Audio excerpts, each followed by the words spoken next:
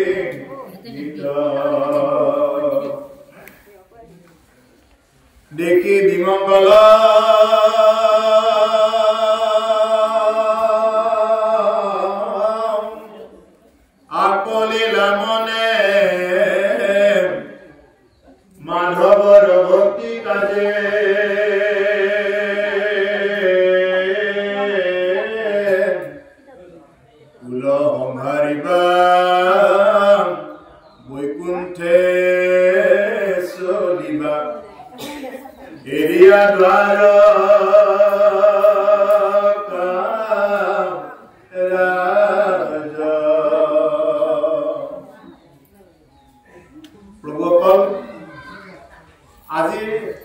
যি এই ভাগৱত পাঠ আৰু ব্যাখ্যা অনুষ্ঠান আপোনালোকে আয়োজন কৰিছে এই ভাগৱত কথা বা ভাগৱত পাঠ এয়া হল বৈকুণ্ঠৰ বস্তু এয়া কেইজনমান মানুহে এনেকে মিটিং এখন পতাৰ নিচিনাকে লগ লাগি তেওঁলোকে লিখি দিয়া বস্তু নহয় এই ভাগৱত হল বৈকুণ্ঠৰ ৰাষ্ট্ৰ এই বৈকুণ্ঠ ৰাষ্ট্ৰ ভাগৱত গতিকে এই ভাগৱত আমি অতি সৌভাগ্যৰ বলত পাইছো আৰু তাতোকৈ সৌভাগ্য হল যে ভাগৱতৰ ওচৰত আহি ইয়াৰ কথাবিলাক যেনেকৈ আয়ত্ত কৰিব পাৰিব এই ভাগৱত কথা এতিয়া আজি যি অধ্যায় কৃষ্ণ উদ্ধৱ সংবাদ জীৱাত্মা আৰু পৰমাত্মাৰ মাজৰ কথা জীৱাত্মাৰূপী উদ্ধৱ আৰু পৰমাত্মাৰূপী প্ৰভু ভগৱন্ত কৃষ্ণৰ মাজত যি কথোপকথন হয় বা ভগৱান কৃষ্ণ বৈকুণ্ঠত যাব লোৱাৰ সময়খিনিত যি কথোপকথন হয় আজিৰ এই অধ্যায়ত সমস্তখিনি আলোচনা হ'ব এই হল কৃষ্ণ উদ্ধৱ সংবাদ নিগদতি হুক কথা অনন্তৰে শুনা নৃপ পৰীক্ষিত আৰু এই কথাবিলাক এই ভাগৱত কথাবিলাক কোনে কৈ আছে মহামুনীন্দ্ৰ মহন্ত শুকদেৱে মহাৰাজ পৰীক্ষিতৰ আগত এই ভাগৱত কথা কৈ আছে শুকদেৱে ইচ্ছা কৰিলে বেলেগ বেদ পঢ়িব পাৰিলেহেঁতেন বেলেগ পুৰাণ পঢ়িব পাৰিলেহেঁতেন বেলেগ এটা যজ্ঞ কৰিব পাৰিলেহেঁতেন বেলেগ পূজা আয়োজন কৰিব পাৰিলেহেঁতেন কিন্তু তাকে নকৰি কি কৰিছে গুৰুদেৱ হুকে মহামুনীন্দ্ৰ মহন্ত শুকদেৱে মহাৰাজ পৰীক্ষিতৰ আগত কেৱল ভাগৱত কথা কৈছে এখানে কি বুলি কৈছে শুক মুখাদমৃত দ্ৰৱ সংযুতম পিবত ভাগৱত ৰসমালয়ম মুহুৰহ ৰসিকা ভুগি ভাগৱতা এই ভাগৱতৰ ৰসবিলাক ভাবু হৈ পাঠ কৰা ইয়াত ৰস আছে কিহৰ ৰস আছে আমাৰ জীৱনৰ যি যি লাগতিয়াল ৰস এই সমস্ত ৰসবিলাক ভাগৱতৰ মাজৰ এটা এটা শব্দত ইয়াত জড়িত হৈ আছে কিন্তু দুৰ্ভাগ্য ভাগৱতৰ কথা শুনা মানুহৰ অভাৱ ভাগৱতৰ পাঠ বুলি কওঁতে ভাগৱতৰ পাঠৰ সময়ত মানুহৰ শুনিবৰ কাৰণে সময় নাই ইয়াত আহিব পোৱাটো বহুত ভাগ্য আৰু আহিও যে শুনিব নোৱাৰিলে তাতোকৈ দুৰ্ভাগ্য আৰু নাই গতিকে সেইকাৰণে মহামুনীন্দ্ৰ মহন্ত শুকদেৱে যিভা শাস্ত্ৰ কৈ আছে এইভা শাস্ত্ৰকে কৈছে বৈকুণ্ঠৰ কল্পতৰু মহামুনীন্দ্ৰ শুকদেৱে মহাৰাজ পৰীক্ষিতক বেলেগ একো নকৰি ভাগৱত এইকাৰণে ক'লে কাৰণ জীৱনৰ গোটেইখিনি ৰস ইয়াৰ মাজত জড়িত হৈ আছে সেইকাৰণে প্ৰথমতে কি বুলি কয় এই সকল নিগম কল্পতৰু তাৰ ফল ভাগৱত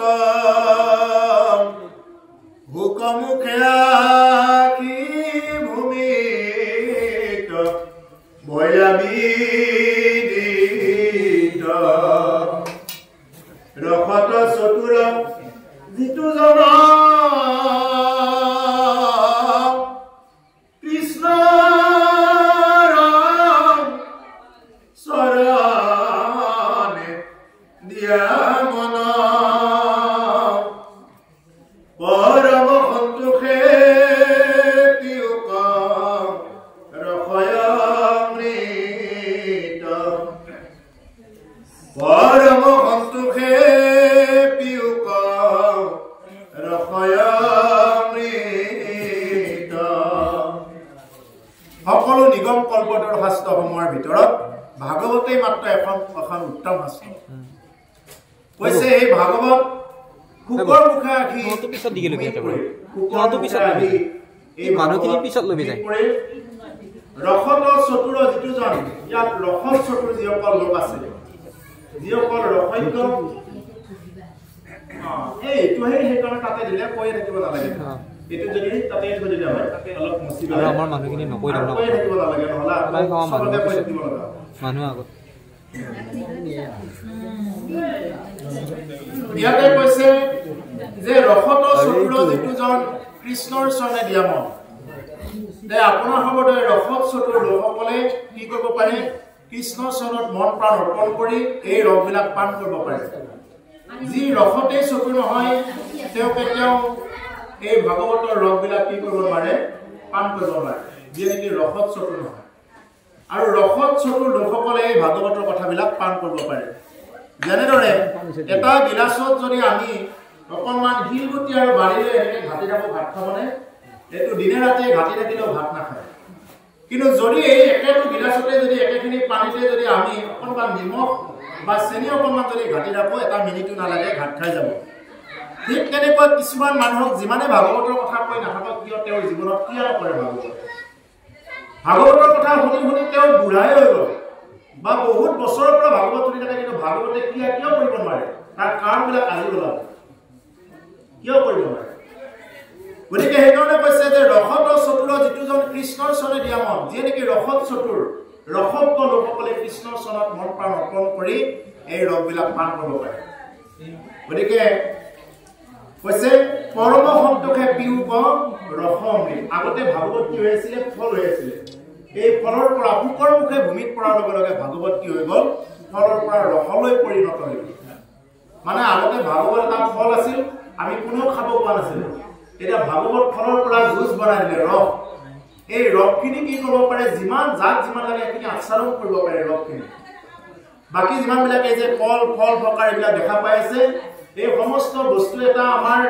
এটা মানে এইটো বাহ্যিকতা সেইবিলাক আভ্যন্তৰীণভাৱে নহয় আভ্যন্তৰীণভাৱে কি ৰস লাগে এইটো আমাৰ হৰি নামৰ ৰস লাগে আৰু ঈশ্বৰক ইয়াতে সন্তুষ্ট হয় যদি কোনোবাই হৰি নামৰ ৰস যদি লৈ যাব পাৰে হৰি নামৰ ৰস যদি কোনোবাই পান কৰিব পাৰে তেতিয়াহ'লে তেওঁ বেছি সন্তুষ্ট হয় বেছি প্ৰয়োজন গতিকে সেইকাৰণে প্ৰভুসকল যাতে ৰসত চতুৰ হ'ব পাৰে ৰসত চতুৰ লোকসকলে আপোনাসকলে ৰসত চতুৰ লোকসকলে ভাগৱতৰ ৰসবিলাক পান কৰিব পাৰে যিয়ে নেকি ৰসত চতুৰ নহয় ৰসত চতুৰ নহ'লে তেওঁ এই ভাগৱতৰ ৰসবিলাকে তেওঁৰ গাত নালাগিব বা যিমান ক'লেও তেওঁ মানে একো বুলি নাভাবিব সেইকাৰণে ৰজা পৰীক্ষিতক এতিয়া গুৰুদেৱ ভোগে কৈ আছে যে পৰম ভকত উদ্ধৱে বুজিলা কৃষ্ণৰ সবে ইংগিত যে পৰম ভকত উদ্ধৱক কি বুলি কৈছে পৰম ভকত পৰম মানে হ'ল চুক্তি ইয়াতকৈ নাই আৰু এই হ'ল ভকত গতিকে ভগৱন্ত কৃষ্ণই উদ্ধৱক কি বুলি আখ্যা দিছে ভকত বুলি আখ্যা দিছে উদ্ধৱক মানে ভকত বুলি চাৰ্টিফাই কৰি লৈ গৈছে এতিয়া আমি ধুতিখন পিন্ধিলে চেলেংখন ল'লে গামোচাখন ল'লে ভকত হ'ব নোৱাৰো ভকত হ'ব লাগিলে কিছুমান গুণ লাগিব কি গুণ লাগে এই অধ্যায়টোৰ পৰা একদম ভজনৰ কথাখিনি গোটেই আৰম্ভ হ'ব এনে যে নামতে ধুতি চোলাযোৰ পিন্ধিলে গলত গামোচাখন ল'লে যে ভকত নহয় বগা সাজযোৰ পিন্ধিলে যে ভকত নহয় কি ভকত হয় এই গোটেইবিলাক আলোচনা হ'ব উদ্ধৱ কেনেকুৱা স্তৰৰ মানে ব্যক্তিৰ কাৰণে ভকত হ'ব পাৰিছিল কৈছে পৰম ভকত উদ্ধৱে বুজিলা কৃষ্ণৰ সবে ইংগিত ভগৱন্ত পুৰুষৰ যিমানবিলাক ইংগিত পৰম ভকত উদ্ধৱে এইটো বুজি পালে কি বুজি পালে যে ভগৱান কৃষ্ণ ইতিমধ্যে যদুপুৰ সংহাৰ কৰিলে যদুপুৰ সংহাৰ কৰি এতিয়া তেওঁ যাব ওলাইছে এই কথাটো কোনে বুজি পাইছে যে ভগৱন্ত কৃষ্ণৰ প্ৰিয় সখা মানে উদ্ধৱে এইটো বুজি পাইছে যে ভগৱানৰ আৰু বেছিদিন নাই তেওঁ আৰু আমাৰ মাজৰ পৰা যাব কাৰণ যাৰ লগত দিনে ৰাতিয়ে থকা যায় তেওঁৰ গুণটোৱে এজন মানুহে ধাৰণ কৰিব পাৰে যদি এজন মানুহ সদায় যদি চোৰৰ লগত থাকে চোৰৰ বৃত্তিটোৱে তেওঁৰ আহি যাব তেওঁ কিমান সময়ত ওলাব কিমান সময়ত ঘৰ সোমাব এইটো জানে যিয়ে নেকি জোৰৰ লগত জড়িত জুৱা কোন সময়ত খেলে কোন সময়ত যাব লাগিব এইটো তেওঁ জানে ঠিক তেনেকুৱা যদি কোনোবাই ভকতৰ লগত চলে বা উদ্ধৱে ঈশ্বৰৰ লগত চলিছে ঈশ্বৰে যি খায় তাৰ জোঠাখিনিহে খায় যি কাপোৰ পিন্ধে তাৰ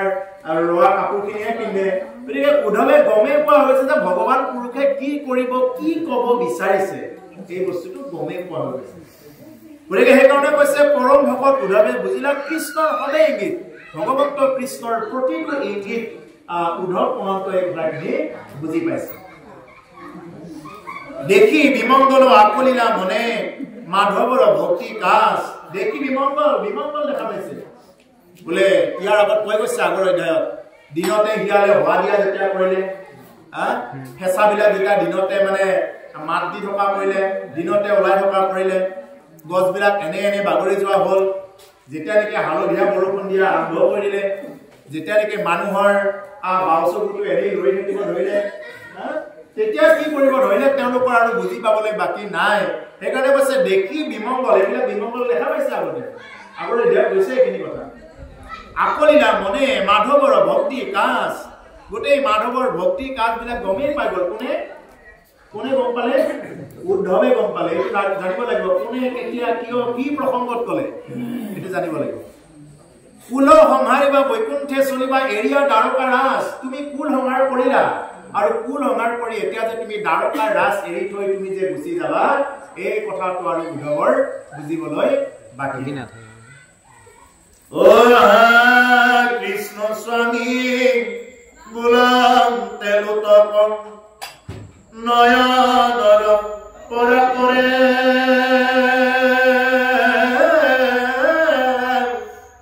হৰিৰত হুকে অগনি উদাই মনে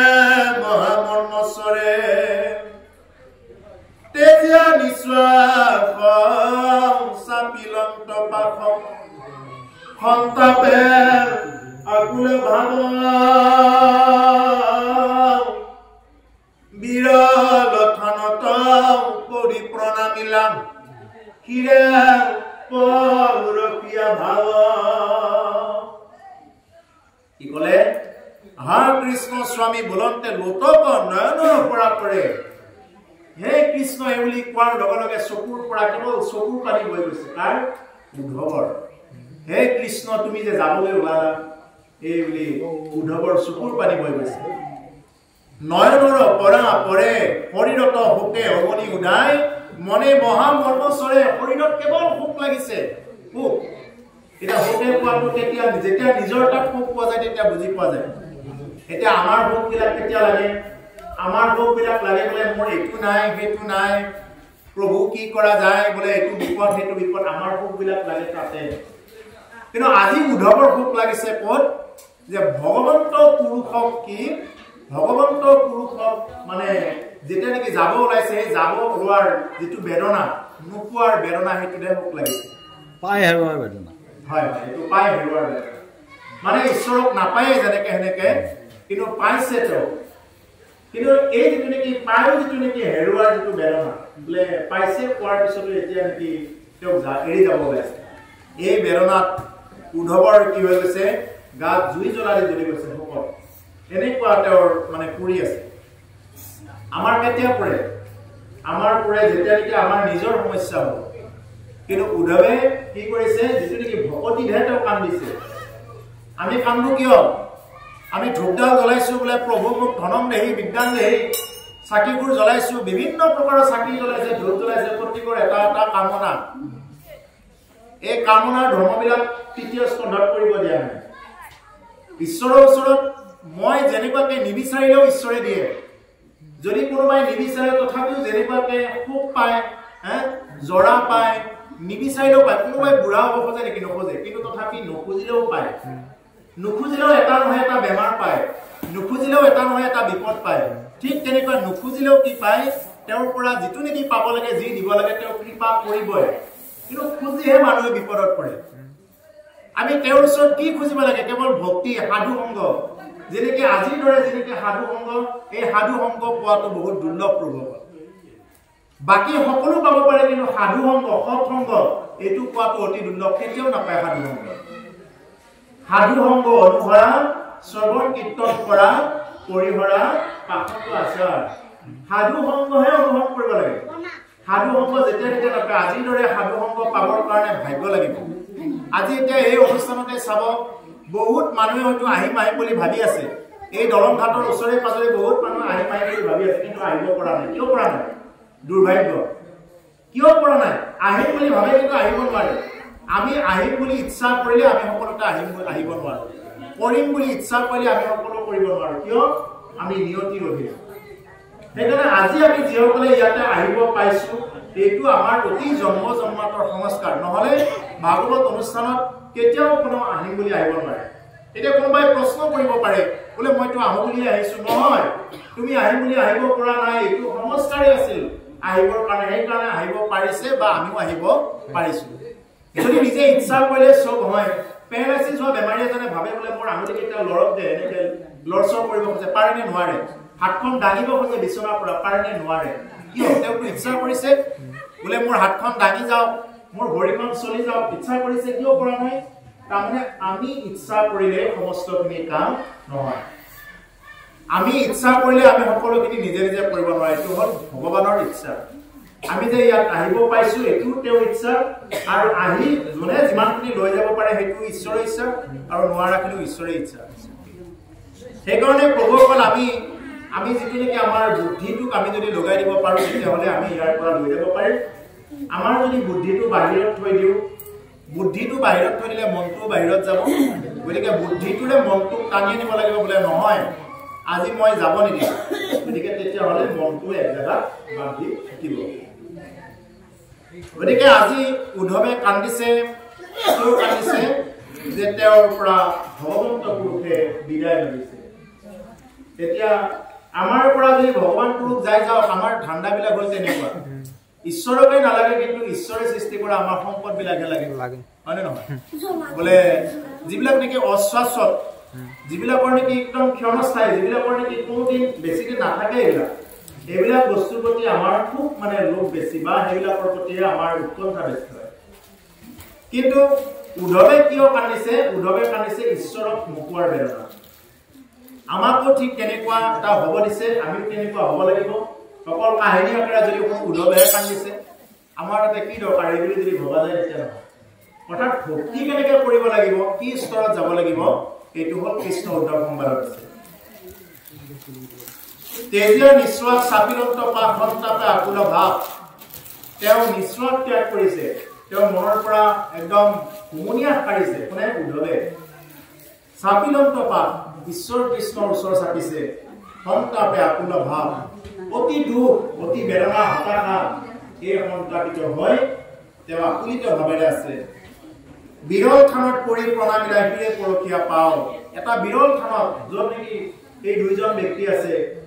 আৰু সেই বিৰল থানত কি কৰিছে উদ্ধৱে প্ৰণাম কৰিছে হিৰে পৰখীয়া পাও যি চৰণ পাবৰ কাৰণে ব্ৰহ্মা হৰেও চিন্তা কৰে ব্ৰহ্মা হৰেও যাৰ চৰণ কমল পাবৰ কাৰণে চিন্তা কৰে সেইজন প্ৰভু ভগৱন্তৰ শ্ৰী চৰণত কোনে প্ৰণাম কৰিব পাইছে উদ্ধৱে প্ৰণাম কৰিব পাইছে গতিকে আমিতো তেওঁ পাবৰ কাৰণে আমি ইমানখিনি লাগি আছো এই যে আমি শাস্ত্ৰ ভাগৱত অনুষ্ঠানবিলাক পাতি আছো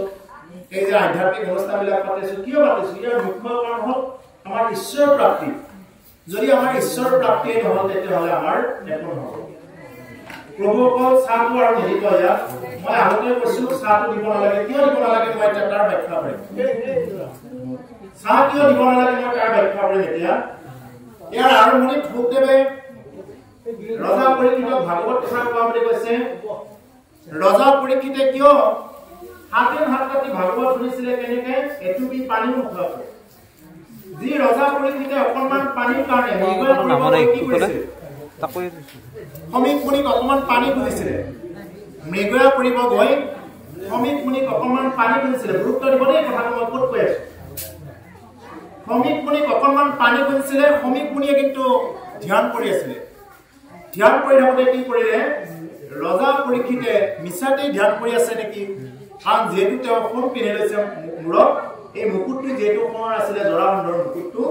আৰু তেতিয়া পৰীক্ষিতৰ মূৰত কলিয়ে সোমালে আৰু তেতিয়া চিন্তা কৰিলে এওঁ মিছাতে ধ্যান কৰা দেখুৱাই আছে এইবুলি ধনুকাৰে মৰা কলপাত আনি ঋষিৰ ডিঙিত আঁৰি থৈ গুচি গ'ল সমীক মুনিৰ পুত্ৰ চিংগি মুনিয়ে গম পালে যে আমাৰ পিতৃ দেৱতাক তেনেকুৱাকে অপমান কৰে ৰজা হৈ তেনেকুৱা অপমান কৰে যা ৰজা 7 দিনৰ ভিতৰত তক্ষ খাপে দংশন কৰক এই বুলি অভিশাপ দিলে যাৰ কাৰণে ৰজা পৰীক্ষিতে অভিযুক্ত হ'ব লগা হ'ল আৰু অভিযুক্ত হৈ ৰজা পৰীক্ষিতে 7 দিন 7 ৰাতি ভাগৱত শুনিলে এটুপি পানীও নোখোৱাকৈ যি ৰজা পৰীক্ষিতে অকণমান পানীৰ কাৰণে অভিশাপ পাব লগা হৈছিলে সেই ৰজা পৰীক্ষিতে 7 দিন 7 ৰাতি ভাগৱত শুনিলে এটুপি পানী নোখোৱাকৈ তেতিয়াহ'লে আমি যে 2 ঘণ্টা 3 ঘণ্টা ভাগৱত পাঠত বা 1.5 ঘণ্টা 1 ঘণ্টা ভাগৱত পাঠত আমি যে চাহ খাওঁ কিয় আমি কি আলহী ঘৰত গ'লে চাহ নাখাওঁ আমি এইখিনি দোকানত গ'লে চাহ নাখাওঁ আমি এনেই যেতিয়া আমি চাহ কিন্তু ভাগৱত পঢ়াৰ সময়ত আমি কি কৰিব লাগে জিভা আমি সদায় কণ্ট্ৰল হে জিভা জানো তই ৰসৰ স্বাদ কেনে নবুলখ ৰাম বাণী ৰসৰ স্বাদ জানো তই জিভাক গালি পাৰিব লাগে এই জিভা তই ৰসৰ স্বাদ জানো তই ৰাম বাণী বুলিবৰ কাৰণে নাজানো তই ৰাম নাম ল'ব লাগে সেইটো নাজানো এই বুলি আমি জিভাক গালি পাৰিব লাগে সেইকাৰণে প্ৰভুসকল আমি ভাগৱত পাঠ ব্যাখ্যা চলি থকাৰ মাজত আমি সেইকাৰণে কেতিয়াও চাহ খোৱা তামোল খোৱা এইবিলাকৰ পৰা দূৰত থাকিব লাগে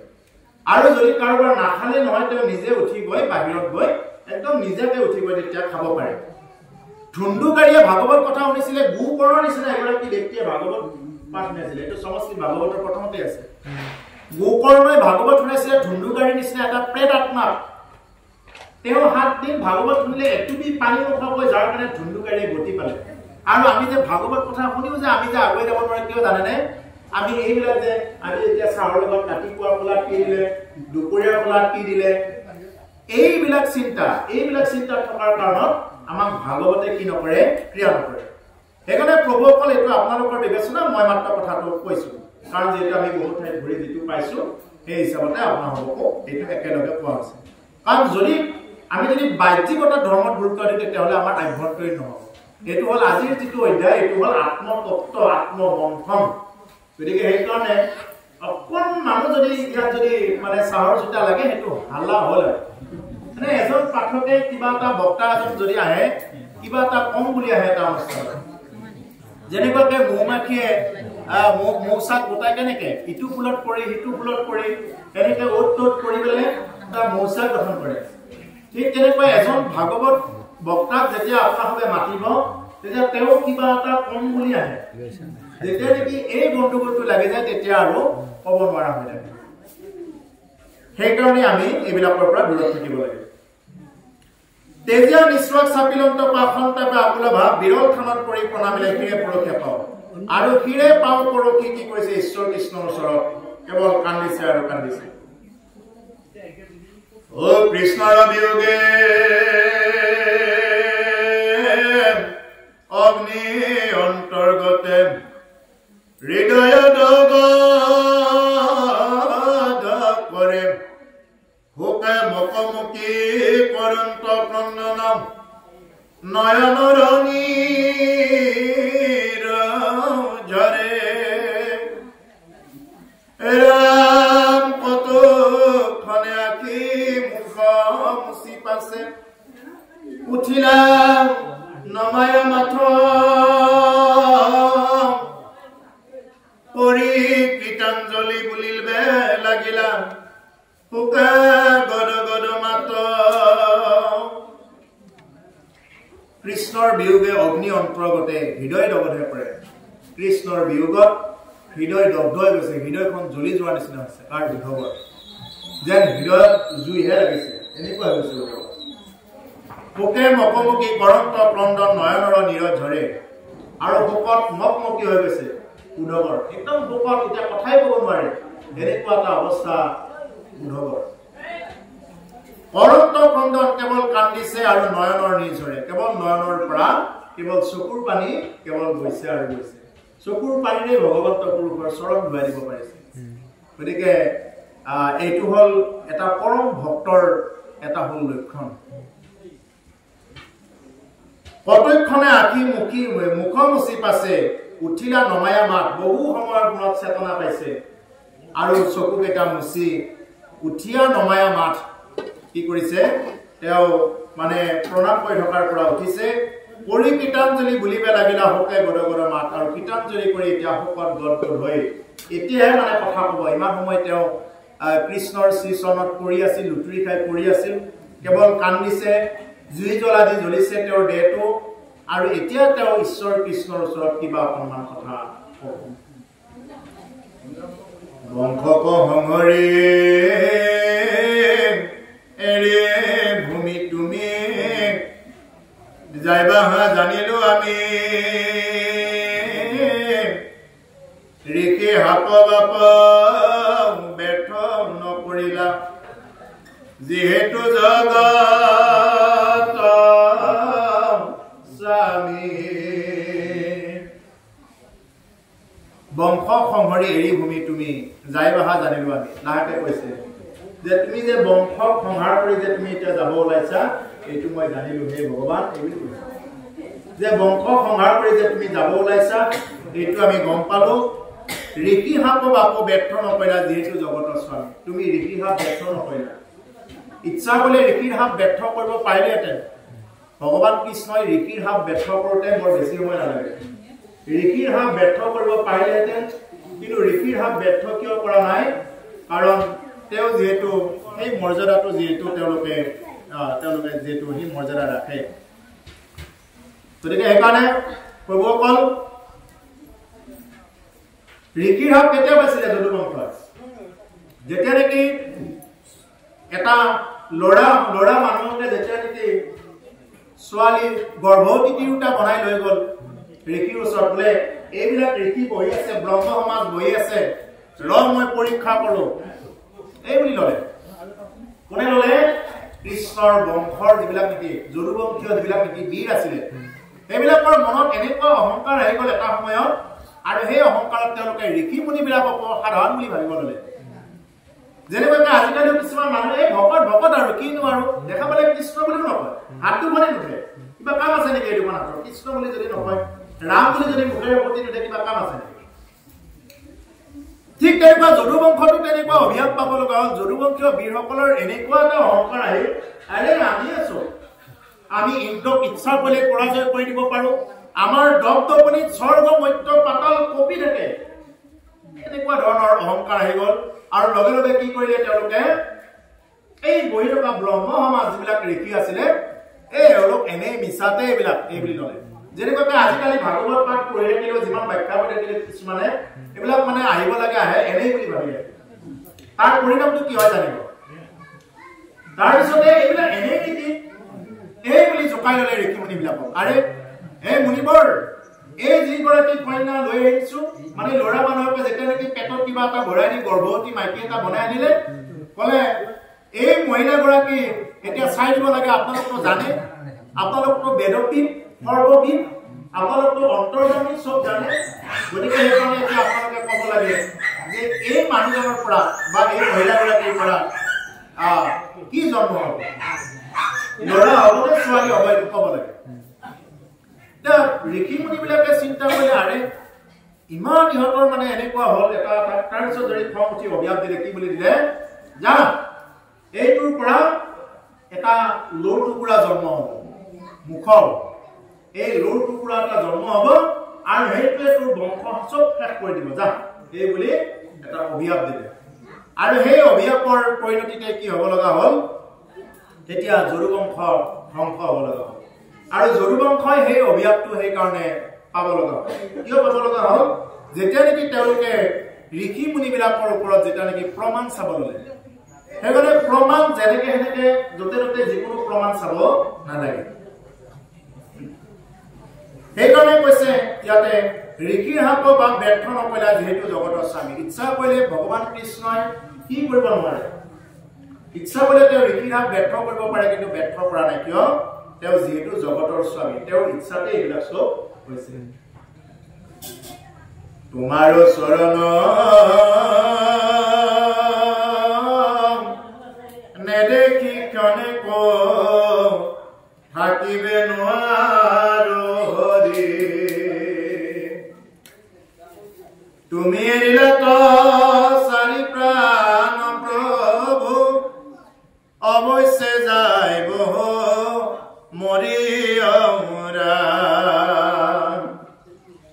তোমাৰ চৰণ নেদেখি ক্ষণকো থাকিব নোৱাৰো হৰি তোমাৰ চৰণ নেদেখি আমি অকণমানো থাকিব নোৱাৰো এই বুলি কৈছে তোমাৰ চৰণ দুখানি সদায় আমি চিন্তা কৰি থাকো তোমাৰ চৰণ নেদেখাকৈ আমি অকণমানো থাকিব নোৱাৰো এই বুলি কোনে কৈছে উদ্ধৱে কৈছে তুমি এৰিলাতো চাৰি প্ৰাণৰ প্ৰভু অৱশ্যকে যাইব মৰি আৰু আজি যদি তুমি এৰি থৈ যোৱা তেতিয়াহ'লে নিশ্চয় আমি মৰি যাম কোনে কৈছে উদ্ধৱে কৈছে আজি যদি তুমি এৰি থৈ যোৱা তেতিয়াহ'লে মই মৰি যাব লাগিব ইয়াৰ বাহিৰে আৰু অন্য উপায় নাই এই বুলি ভগৱন্ত পুৰুষৰ ওচৰত উদ্ধৱে নিবেদন কৰিছে ও তুমি তপ পুণ্য তুমি বিনে শূন্য দেখো এই তুতি জগত কাৰকৈ নকৰো চৰণত ধৰো লয়ুক মুকলগত তুমি তপ পুণ্য তুমি বিনে পুণ্য তুমি তপ মোৰ যি নেকি পুণ্য যি তপস্যা সব তুমিয়ে প্ৰভু কলে যে আজি যে আমি ইয়াত বহিছো এই সমস্ত বিলাক প্ৰভু ভগৱন্তকে পাব এইবিলাকেৰে বেলেগ আৰু একো উপায় নাই যে ঈশ্বৰক যে অতি সহজত পাব পাৰে ইমান সহজ পন্থা আৰু বেলেগ কতো নাই যদি কোনোবাই শ্ৰৱণ কীৰ্তনৰ মাজেৰে যদি ভক্তি কৰিব পাৰে তেতিয়া হলে তেওঁ কি কৰিব পাৰে যে এই কথাবিলাকৰ মাজেৰে তেওঁ ঈশ্বৰক প্ৰাপ্ত হ'ব পাৰে হ'বই আৰু যদি তেওঁ কৈছে এইবিলাক কি জানে এইবিলাক কৈছে এনেকে এখন কানেৰে সময় ওলাই যায় তেতিয়া হলে তেওঁ কোনোদিন ভক্তি সিদ্ধ হ'ব নোৱাৰে যেনেকৈ পানীত কোবাই থাকিলে হাঁচ নবহে ঠিক তেনেকুৱাকে তেওঁ যিমানে ভাগৱত কথা নুশুনক কিয় তেওঁ যিমানে যি নকৰক কিয় যিমানে যি কৰি নেদেখক কিয় এইবিলাকৰ একো কাম নহয় যদি শ্ৰৱণ কীৰ্তন যদি ঠিকভাৱে যদি নকৰে কৰাৰ দৰে যদি নকৰে এনে ল'ৰাটো ছোৱালীগৰাকী পঢ়ি আছে যদি এনে যদি তাতে টেবুলত বহি থাকে যদি তেওঁ বাহিৰা কথাত মনোযোগ দি থাকে যদি কি পঢ়িছে এইটো যদি আয়ত্ত কৰিব নোৱাৰে তেতিয়াহ'লে সেই পঢ়াবিলাকেৰে একো কাম নহয় গতিকে ঠিক তেনেকুৱা যে আমি ইয়াত যে আহিছো আমি কিয় আহিছো ক'ৰ পৰা আহিছো এই বস্তুখিনি যদি আমাৰ যদি চেতনা নাথাকে তেতিয়াহ'লে ইয়াৰ মাজৰ পৰা একো লৈ যাব নোৱাৰিব বাকী চব কিনিলে পাব প্ৰসাদটো আজিকালি আৰু গাড়ী প্ৰসাদ পায়ে আৰু কল ক'ত খাব নাপায় য'তে হ'লেও কল পায় বজাৰত গ'লেও কল পাব য'তে হ'লেও কল পাব কিন্তু ভাগৱত যি কথা আছে এই কথা কিন্তু কেতিয়াও এইটো টকা দিলে কিনিলে যিমান যি আপুনি যি নেদেখুৱাওক সেইটো আপুনি কেতিয়াও সংগ্ৰহ কৰিব নোৱাৰিব গতিকে সেইকাৰণে ভাগৱত কথাই যদি কোনোবাই সংগ্ৰহ কৰিব নোৱাৰিলে ইয়াতকৈ আৰু দুৰ্ভগীয়া কেতিয়াও হ'ব নোৱাৰে গতিকে সেইকাৰণে কৈছে যে তুমি তপস্যা তুমি পুণ্য উদ্ধৱে কৈছে যে মোৰ যি নেকি তপস্যা উদ্ধৱ আছিল বৃহস্পতিৰ শিষ্য হোৱাৰ পিছতো উদ্ধৱে কি কৰিছে যে ভগৱন্ত পুৰুষৰ ওচৰতে কেৱল আত্মসমৰ্পণ কৰিছে যে তুমি মোৰ পুণ্য তুমি মোৰ তপ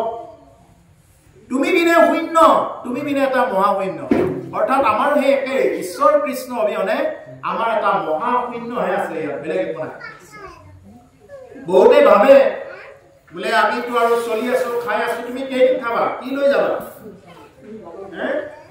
তুমি কি লৈ যাবা এইবিলাক একো নাথাকে এইবিলাক গতিকে সেইকাৰণে ঈশ্বৰ কৃষ্ণ অবিহনে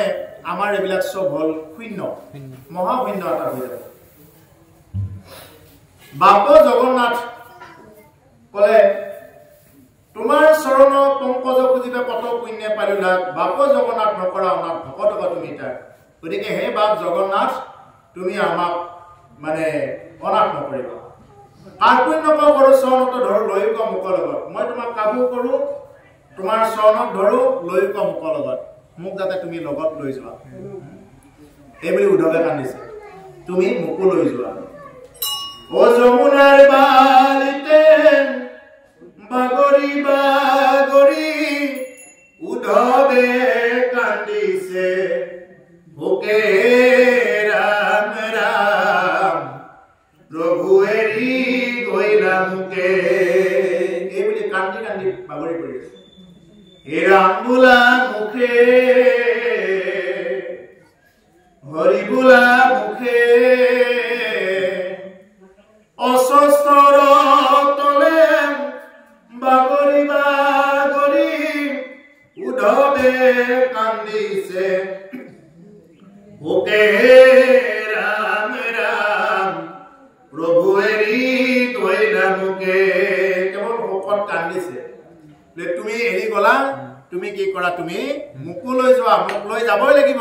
সৰু চলিয়ে কন্দাৰ নিচিনাকে উদ্ধৱে কান্দিব ধৰিছে আমি কিহত কান্দো আমাক বোলে এইটো লাগে সেইটো লাগে বোলে প্ৰভু ধনম দেহি বিদ্যাং দেহি পুত্ৰম দেহি মনোৰমা ভাৰ্যাং দেহি কেৱল দিয়ক আৰু দিয়ক নাইটোৰ ঘৰতে ধৰি থাকো আমি মানে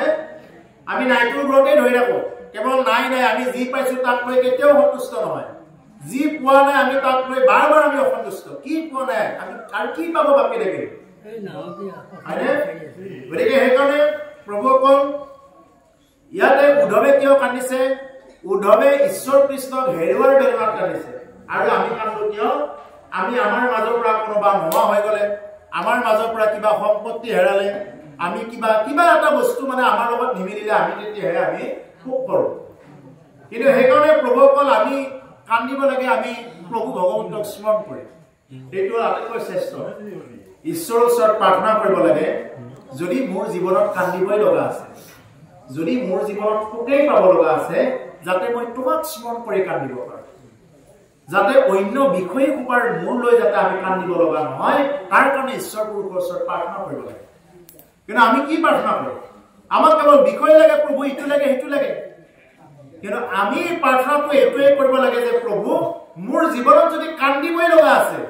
মোৰ জীৱনত যদি চকু পানী ভাতে সমানে হ'ব লগা আছে যাতে তোমাৰ কথা চিন্তা কৰি যাতে মই জীৱনত তেনেকুৱাকে কান্দি কান্দি যাতে প্ৰতিটো সময়ত যাতে তোমাৰ ৰূপগুণ চিন্তা কৰি কান্দি থাকিব পাৰোঁ এই বিষয় লোকৰ চিন্তাত যাতে বিষয় লোকে কি কৰিব কি খাব মোৰ কি হ'ব এইবিলাকক লৈ যাতে মই চকুৰ পানী টুকিব লগা নহয় প্ৰভু যাতে এইখিনি সুমতি দিয়ে এই বুলি আমি ঈশ্বৰৰ ওচৰত প্ৰাৰ্থনা কৰিব লাগে ইয়াৰ ব্যতিৰেকে অন্য প্ৰাৰ্থনাই হ'ব সকাম প্ৰাৰ্থনা আৰু এনেকুৱা ধৰণৰ প্ৰাৰ্থনাই হ'ব কি ইছকাম প্ৰাৰ্থনা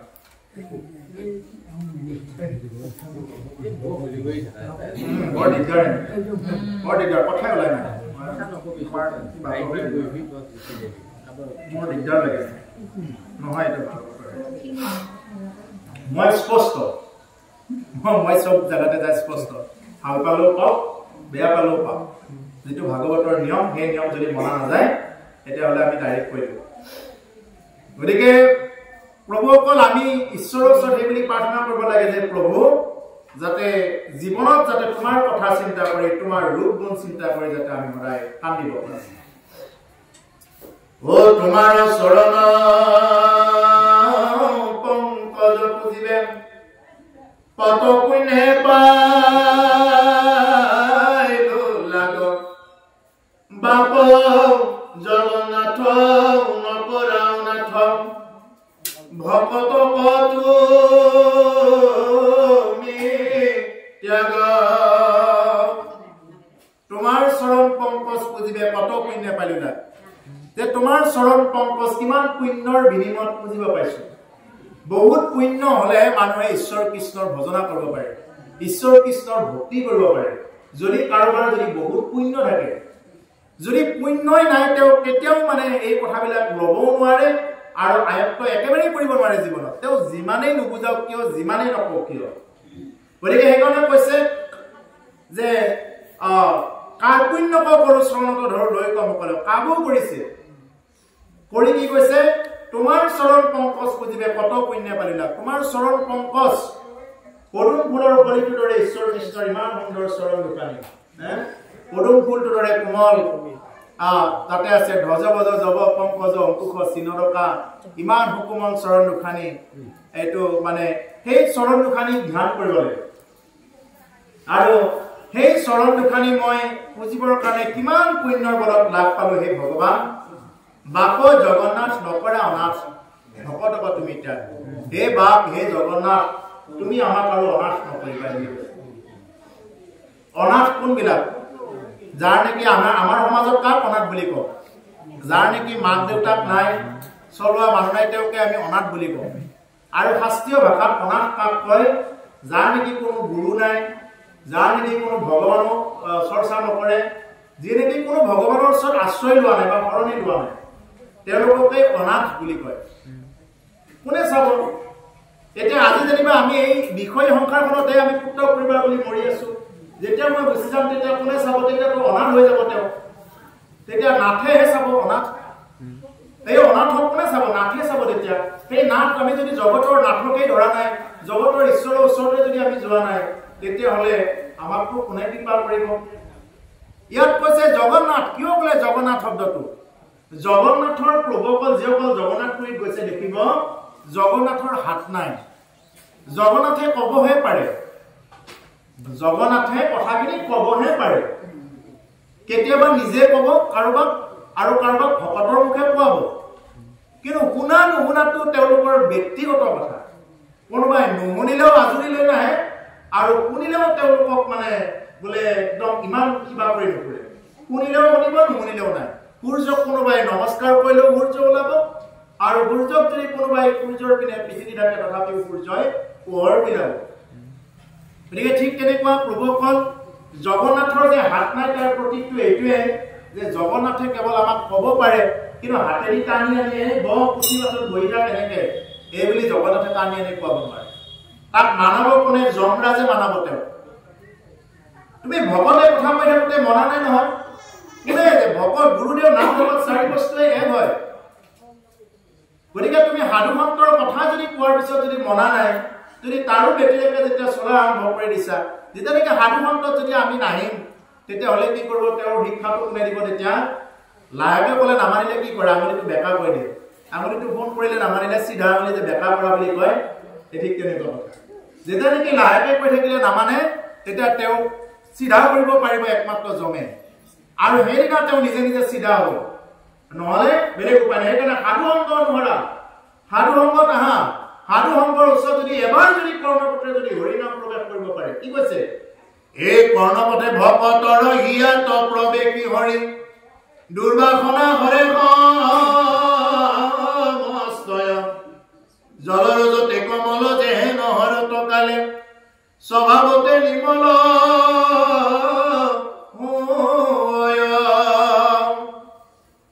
যদি এবাৰ সাধু সংগত ভকতৰ সংগত আহি যদি কেবাকৈ যদি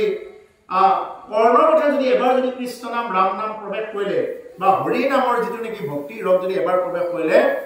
কৈছে কৰ্ণপথে ভকতৰ হিয়াত প্ৰৱেশী হৰি দুৰ্বাসনা হৰে সমস্তয় তেওঁ যিমানেই দুৰ্বাসনা নাথাকক কিয় তেওঁৰ যিমানেই বেয়া বাসনা বেয়া চৰিত্ৰ বেয়া বাক বেয়া ভাৱ নাথাকক কিয় এই সমস্তবিলাক নাশ কৰি দিব পাৰে কেতিয়া যেতিয়া নেকি কৰ্ণপথেৰে যেতিয়া নেকি ঈশ্বৰ প্ৰৱেশ কৰে কৰ্ণপথে হৰি হিয়াত প্ৰৱেশী হৰি দুৰ্বাসনা হৰে সমস্তয় বেয়া বাসনা সমস্ত হৰণ কৰিব পাৰে এইটো শক্তি আছে জলৰ যতে কমল যেহেন শৰতৰ কালে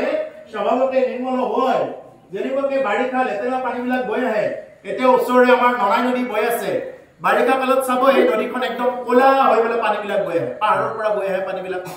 এতিয়া শৰৎ কালত এতিয়া নদীখন চাওক ফটফটীয়া হৈ আছে ক'লা পানী নাই ক'ত গ'ল এইবিলাক নিজে নিজে পৰিষ্কাৰ হ'ল কেনেকে শৰৎ কাল পৰাৰ লগে লগে অকল নদীখন কিয় আপুনি যদি ওচৰত যদি এটা খাৱৈ চাই অকণমান যদি ক'ৰবাত পানী জম লাগি আছে সেইখিনি পানীও পৰিষ্কাৰ হৈ আছে যদি কোনেও লাৰি দিয়া নাই নিজে নিজে পৰিষ্কাৰ হৈ আছে কিয় তাৰমানে শৰৎ কাল পৰিলে পানীবিলাক নিজে নিজে যেনেদৰে পৰিষ্কাৰ হৈ যায় ঠিক তেনেকুৱাকে এজন ব্যক্তি তেওঁ যিমানেই মায়ামোহৰ মাজত নাথাকক কিয় তেওঁ যদি সাধু সংগ অনুসৰণ কৰে যদি তেওঁ শ্ৰৱণ কীৰ্তন কৰে তেতিয়াহ'লে পাখণ্ড আচাৰ তেওঁ ত্যাগ হ'বই নোহোৱাৰ 1% তাৰমানে কিবা কথা নহ'বই যদি কোনোবাই পুনৰ দৰে শুনিব পাৰে যদি কোনোবাই এই কৃষ্ণ কথা যদি জীৱনত লোৱাৰ দৰে ল'ব পাৰে